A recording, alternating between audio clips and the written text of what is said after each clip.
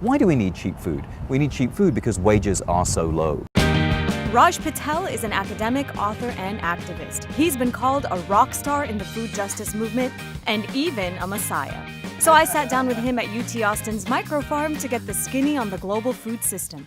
How is it that we can have so many people who are starving and so many people who are obese at the same time? Well, I mean, the driver is always the same, it's poverty. If you are starving in the world today, it's because you don't have enough money to be able to buy food. And that's as true in the United States as it is elsewhere. So in the United States, we have 50 million people who are food insecure, who at some point during the year don't have enough money to be able to buy their next meal.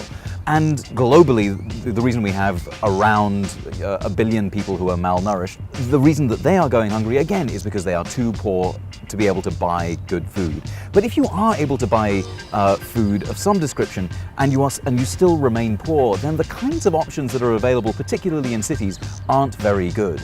With the rise of industrial and processed food, there are far more easy calories available and far less nutritious good calories available and good food available. And that's one of the reasons why we live in a world that has 1 billion people who are starving and nearly 2 billion people who are now overweight.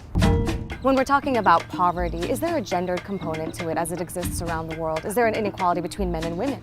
Right, well, absolutely. If you look at the people who are going hungry in the world today, 60% of people going hungry are women or girls. Why? And, well, again, it's because money is power, and in general, people who control money in households tend to be men. And that's as true, again, in the United States as it is elsewhere. It's about access to power and access to money.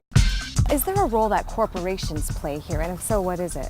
Well, I mean, corporations would say Americans have more food choice than anyone else because of corporations in America today. And it's true, there are so many different shapes and cans and flavors of zero-calorie things. And these soda corporations are very happy to say, look, if you want no calories, we can give you no calories in so many different forms.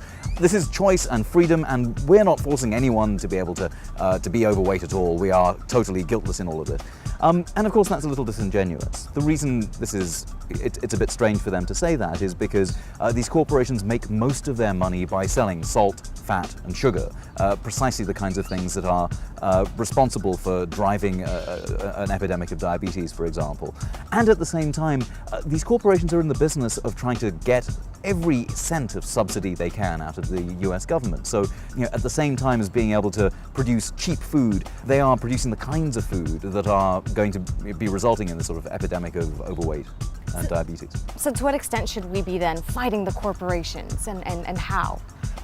The extent to which we should be fighting the corporations is all the damn time. I mean, if you look at the modern food system, the reason we have a food system in which there's very little democracy and in which we're told that cheap food is what we need to be fighting for. The whole world wants cheap food. If we're interested in a different food system, we need to be thinking, first of all, of getting rid of the corporations that peddle this cheap food. But also we need to be demanding higher wages, because it's no good saying, well, you should eat organic and you should eat local and homegrown and fair trade, when the prices of all of those things necessarily are much higher. What should Americans know about the food lobby in Washington? 8 out of 10 of the worst paid jobs in America are in the food system. In part, that's because the National Restaurant Association has done its level best to keep wages low. And it's happened because the National Restaurant Association has been such an effective lobby. There's an amazing amount of food lobbying that goes on from the consumer end all the way to lobbying for changes in farm subsidies. And all of this gets in the way of having a kind of national food policy in America that is going to keep Americans healthy rather than that's going to keep profit lines fat.